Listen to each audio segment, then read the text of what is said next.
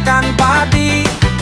Saiki janjiku mung swara sing ilang kegawa angin.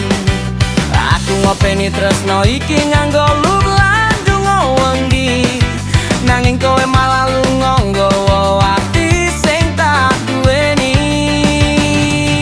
Saben esuk aku isih nyeluk jenengmu ing sajroning sepi. Lalek kowe jebul luwe abot timbang lalek urip iki.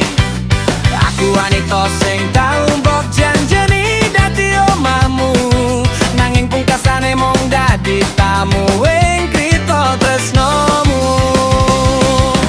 Nganti kapan lu iki kudu tak pendem dhewe, nalika kowe wis mesem ana ing panggon wong liyane. Opo pancen wanita sing sejo kebutan sakalat, lamun oleh warisan nabi sing pecah. Kumoro aku iki kurang opo kanggo sliramu, ending gampang tenan kowe ngilangke kabeh tresnoku. Aku sing ngancani nalika uripmu isih padang langrik ungu, nanging kowe ninggal aku. Wektu uripmu wis luwih becik.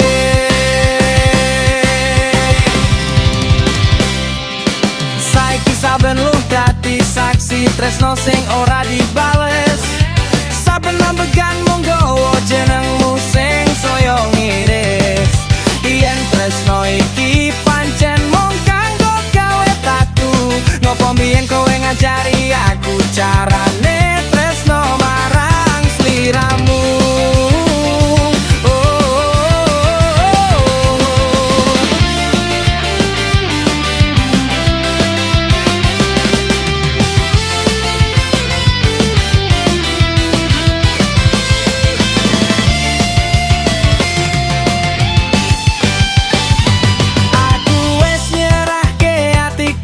Sisa setitik wae nganti lali yen aku gon duweni rasa sing kudu dijogo. Kowe njupuk kabeh mesemku sadurunge lunga lan ninggal aku urip karo kenangan sing ora ngono kene. Bengi saya dowo nalika swaramu wis ora ono. Omah iki rame nanging atiku tetep suwo. Awetku sinau mesem nutupi tatu sing ora kon. Senajan saben wengi nyatane aku isih ambruk menang maneh. Kumoro yen mengko kowe kelingan tresno iki, mbok menawa aku wis ora duweni ati kanggo bali. Awit wanita sing biyen ngenteni wis mati rasa, amarga kakehan ngenteni wong sing ora nate bali.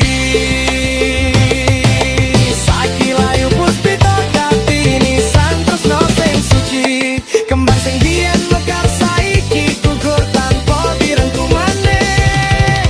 Lan yen Gusti takon sapa sing paling tau tak tresnani, aku bakal nyebut jenengmu karo lu sing wis ora bisa milih.